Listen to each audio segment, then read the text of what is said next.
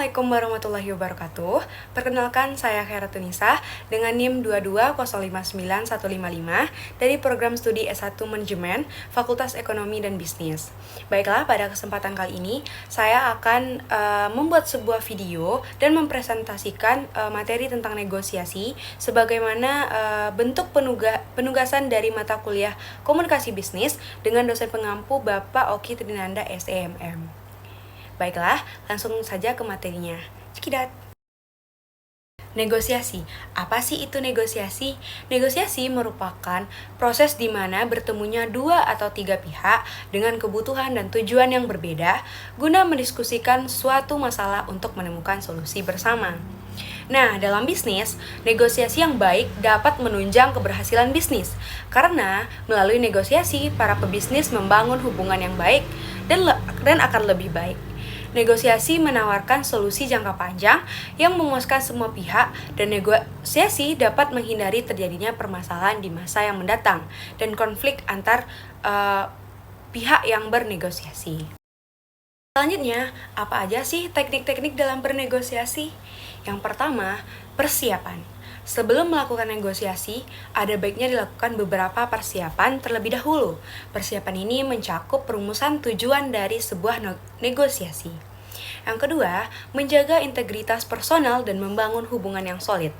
Nah, dalam negosiasi bisnis, hal yang perlu diperhatikan adalah mengetahui atau mengenal pihak lain dan membantu mereka untuk merasa nyaman. Yang ketiga, bersabar.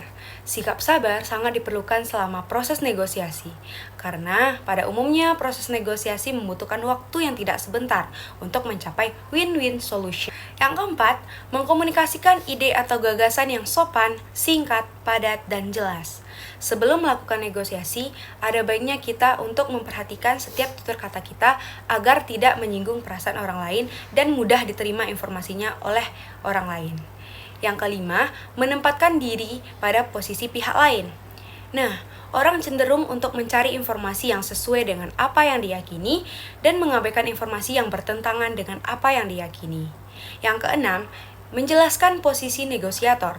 Posisi yang dimaksud adalah pernyataan negosiator tentang bagaimana penanganan suatu masalah atau usulan cara mengatasi suatu masalah. 7. Mendengarkan dengan aktif. Seorang negosiator harus belajar untuk mendengarkan tidak hanya dari telinga, melainkan juga dengan mata. Yang kedelapan, banyak bertanya. Negosiator harus percaya diri dan menyadari bahwa pihak lain tidak akan menawarkan sesuatu kecuali diminta. Yang kesembilan, memperhatikan waktu yang tepat. Ada saatnya negosiator akan melakukan tekanan pada pihak lain, namun ada saatnya juga negosiator harus menunggu. Yang ke-10, menerapkan komunikasi asertif. Penggunaan komunikasi asertif dapat meningkatkan peluang keberhasilan sebuah negosiasi. Ke-11, mengantisipasi kompromi. Kompromi memberikan peluang bagi tidak tercapainya apa yang diinginkan oleh masing-masing pihak. Ke-12, memikirkan dan menyiapkan alternatif terbaik. Negosiator perlu memikirkan dan menyiapkan alternatif terbaik jika keinginan dan tujuannya tidak tercapai. Teknik selanjutnya, berpikir untuk meninggalkan proses negosiasi. Hal ini perlu dilakukan dalam proses negosiasi bisnis demi menghindari pengorbanan yang jauh lebih besar. 14. Percaya dan yakin selalu ada solusi. Rasa percaya dan yakin ini sangat diperlukan agar proses negosiasi dapat berjalan dengan lancar dan mencapai solusi yang terbaik. 12. Menyesuaikan strategi negosiasi pihak lain. Negosiator hendaknya menghindar untuk berbicara soal politik, agama, atau hal-hal yang dianggap tabu di lingkungan tempat mereka bernegosiasi. Nah, itulah 15 teknik-teknik dalam bernegosiasi. Selanjutnya kita akan mempraktekkan langsung nih, gimana sih bernegosiasi itu. Nah, pada praktek negosiasi komunikasi bisnis kali ini, saya ditemankan oleh teman saya, Nesa Framanda, dari S1 Manajemen Fakultas Ekonomi dan Bisnis Universitas Negeri Padang. Nah, untuk situasi negosiasi kali ini, saya dari perusahaan Stomi ID dan juga Nesa Framanda dari perusahaan Safina akan bernegosiasi mengenai proyek pengembangan website. Selamat pagi Ibu, terima kasih sebelumnya telah bersedia berkenan bertemu dengan kami hari ini. Sebelumnya saya Khairatul Nisa, kami dari perusahaan Stomy ID sangat tertarik untuk menjalin kerjasama dengan perusahaan Safina untuk proyek pengembangan website kami, Bu. Selamat pagi Bu Khairatunisa, saya Nesa Pramanda, senang bertemu dengan Anda. Kami juga tertarik untuk mengetahui lebih lanjut mengenai proyek website Anda. Baiklah Ibu, langsung saja. Kami ingin mengembangkan website baru untuk perusahaan kami. Website ini akan digunakan untuk mempresentasikan produk dan layanan kami kepada pelanggan, serta untuk menaikkan penjualan. Kami mengerti, kami memiliki tim yang berpengalaman dalam pengembangan website, dan kami yakin dapat membantu Anda untuk mencapai tujuan Anda. Kami sangat senang Bu mendengarnya.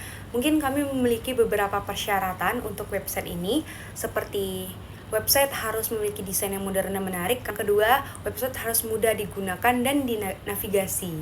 Yang ketiga, website harus dioptimalkan untuk search engine atau SEO. Yang keempat, website harus dapat diakses di berbagai perangkat seperti desktop, tablet, dan smartphone. Kami dapat memenuhi semua persyaratan tersebut. Kami memiliki desainer dan developer yang berpengalaman dalam mengembangkan website yang memenuhi standar industri terbaru.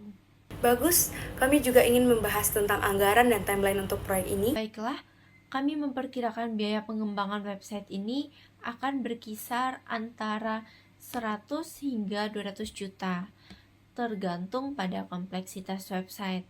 Nah, timeline untuk proyek ini sekitar 3 bulan.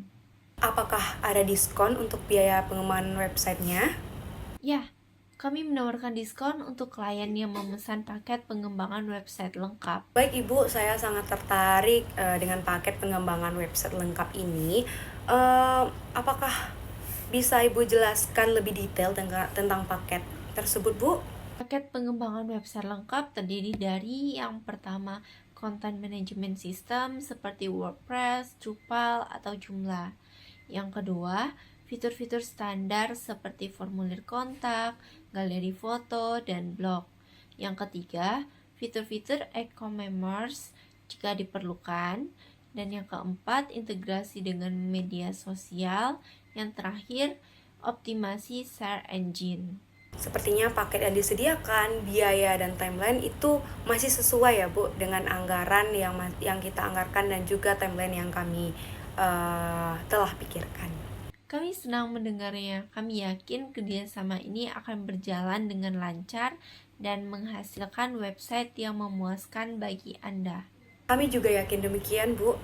Terima kasih atas waktu dan perhatiannya, Bu. Nisa, selamat pagi. Terima kasih kembali Bu Khairatunisa.